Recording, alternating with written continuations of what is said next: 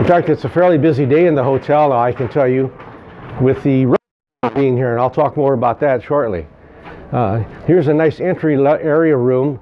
This is kind of the Union's answer to a business center. This and lots of the pieces of the Union building are a little weary, a little tired, and so I think that's a lot of the motivation for the renovation that's going to be going on. So now we'll go into the lobby where it's warming up, and we'll talk a little bit about the history.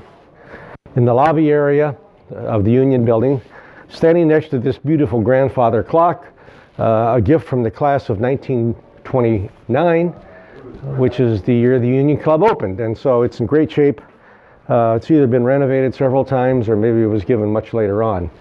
1929, though, takes us back to the year that the Union Club Hotel opened. You know, the Union building itself opened in 1924. 1929 was the first wing addition to the hotel. The registration area was right up this hallway. That's where you actually checked in. 1929 it was opened. In 1939 they actually added a second wing to the hotel, and so now the size of the hotel is increasing. There really aren't many places to stay in town, and so the hotel immediately was popular with all the campus guests and a variety of folks who were attending. The next historical point for the Union Club Hotel was 1955, and that's when the north wing was added. So we even added again onto the hotel. And then 1987 was a renovation of the North Union Club to kind of bring it up to speed. And so the result is that we have a 192 room hotel.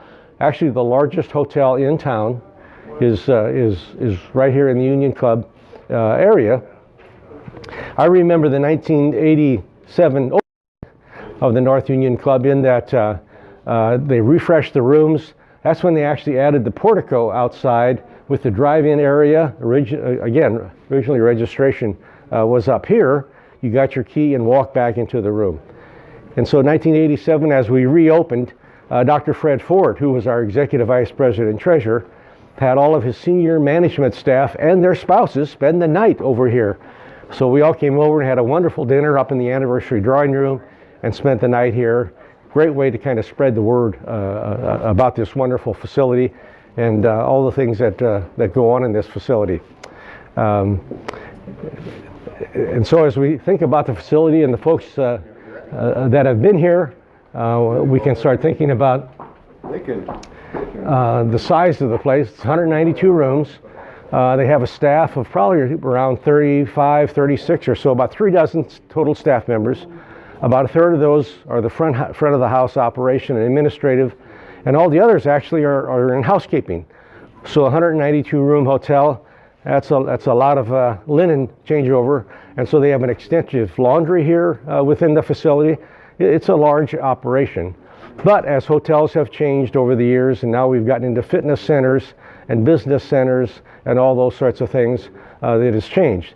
This is actually would be considered a conference hotel. And so we don't have the express breakfast down here that you're going to find in a lot of the properties. You actually go to the Sagamore room for your breakfast. But it's a conference hotel. We do a major conference business at the university. The university is about one of the 10th largest in the country in terms of professional development and conference offerings. In fact, the Rhodes School is here right now.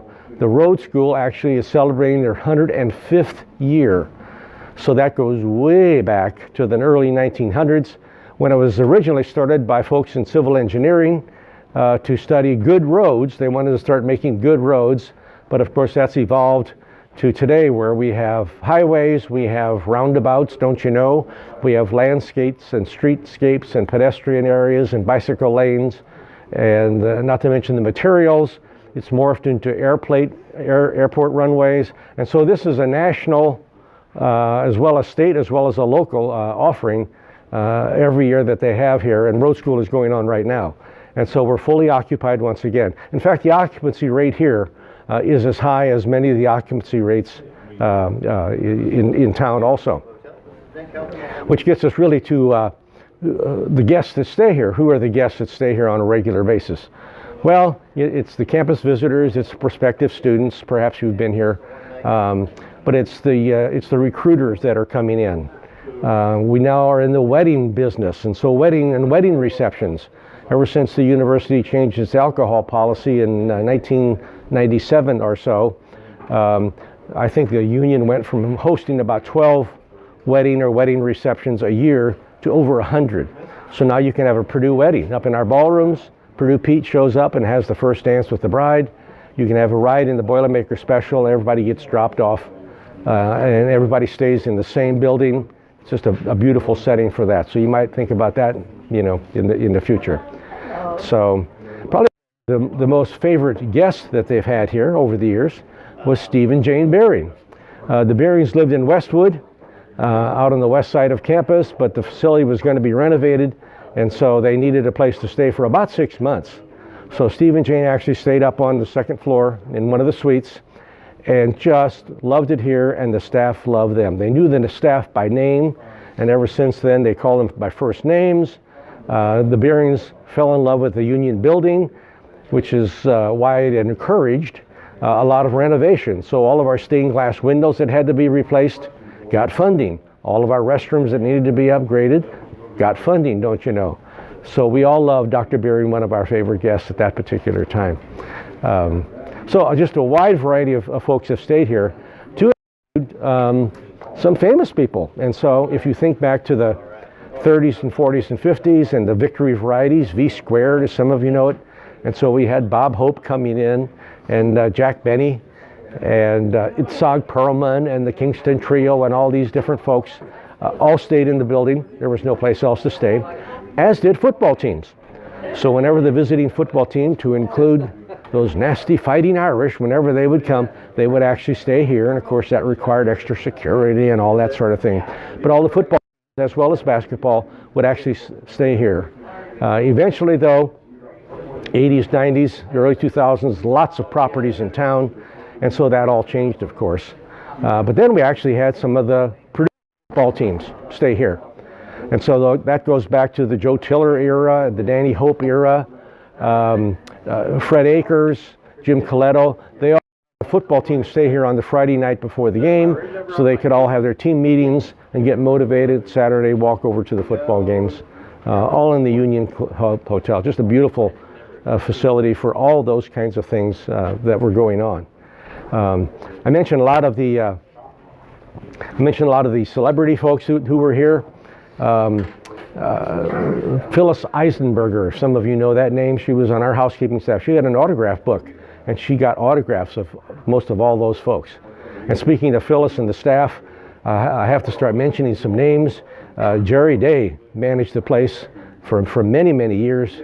You know, hotel managers are everybody's best friend when they need a room. So whatever the conditions are, what's going on, commencement weekends, football games, special events on campus, those are the folks who get the calls. But Jerry Day did it most recently. He retired last year.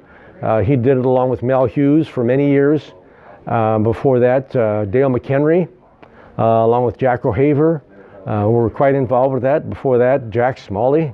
This is when registration was up on the main floor. Actually, registration was right across from where the browsing room was, where the Visitors Information Center is today. You'd actually show up, get your key, and come down the hallway into the rooms. But that all changed in '87 when this opened, thanks to the planning of all those different staff members. Speaking of one of those staff members, I want to walk down the hallway just a little bit. There's a plaque on the wall we want to talk about, and it's one that recognizes interns. We've had a lot of interns here in cooperation with the RHI school, now known as the HTM, Hotel Tourism Management Schools. It's a great place for interns to get experience in working the front of the house, the back of the house, and all those places. And so here's a plaque where we actually have the names of some of those outstanding interns that have served here. And it's the Madonna A. Warren Student Intern Award. Madonna Warren has her own history. She actually came in around 37 or so, and worked for Red Mackey. She was secretary to Red Mackey. Eventually she came and worked in the browsing room upstairs in the library, and eventually in 1939 became the chief reservations person. Again, everybody's friend, so she put up with quite a bit during all that period of time, and so they named the award for her. She was well over 30 years or so in that position, and so they have a nice outstanding student intern award named for her. We'll go back into the lobby now. We're fully occupied, rooms are being changed, and so unfortunately we can't get inside a room. But I must admit, they're tired, they're worn, it's time for them to be upgraded. It's time for the facility to kind of be brought up to speed, if we possibly can. And so we'll kind of conclude here in front of the reservation desk, and I want to conclude really by talking just a few stories about the Union Club Hotel. My first contact here actually goes way back to 1969, when I actually interviewed on campus. And I remember coming up the steps, getting my key, walking up and spending my first night ever at Purdue University in one of the Union Club hotels. Interviewed the next day, and things worked out for me after that. Again, I mentioned 1987, all the staff stayed here. In the early 90s, one of my favorite stories is in the early 90s, we had an ice storm in town, and it shut off the power for West Lafayette for days. And so the Union, being connected to the campus power plant, had power. And so my 90-year-old mother was staying with us, and I remember coming in here, calling Jerry Day, and we were very fortunate to get a room for a couple of nights to kind of get rejuvenated with some actual electricity and actual food. We were tired of sitting in front of the fireplace at home staying warm. And so, again, the Union Club kind of came through. After that, I have to tell you that my wife and I like to travel, and we like to stay in historic hotels. And so from the Menger Hotel in San Antonio to the Black Point Inn in Portland, Oregon, to the Grand Hotel Mackinac Island, we love to stay there. And so whenever we would get back from those, the staff here would cringe because they knew I had a suggestion for them. They knew I had something maybe they ought to be doing. And once in a while they would use those. I know most of the requests couldn't be done, but we started a newsletter telling all of the events on campus that would be going on. For example, that happened one time along the way. But one of the ideas that came out of that was to enhance the football game experience. And so I do remember, and we did this, and it did work, that on the Sunday mornings after home football games, we actually had Leroy Keys come in, and he would sit over here, and we'd have coffee and donuts, and you could sit down with Leroy and ask him questions about the game that was played yesterday. Why did they do this? Why did they do that? What was his opinion about that? All that kind of stuff. And so that was kind of fun, enhanced the experience, because really what it was all about was having a good experience while you're on campus. And that's what they hope really to improve upon as they go through the renovation. And so it's going to be over a $30 million renovation. They're actually going to go floor to ceiling, wall to wall, and completely gut and completely remodel the place. They're going to add a restaurant. They're going to add a full bar.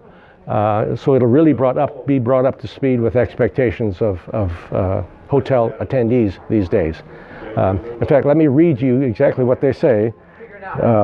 It's going to be a transformative renovation of the hotel, converting it to a world-class hotel and adding a formal restaurant and bar area. So we look forward to that all happening. It'll be out of commission for a year or so, but once it reopens, we expect it'll be a great offering for all those who are coming to Purdue. So we hope that gives you a feel for the Union Club Hotel, a little bit of the history, what's kind of brought it along, and you'll have to have a chance to visit it here in the near future. So on behalf of April, Hill Purdue, we'll see you next time.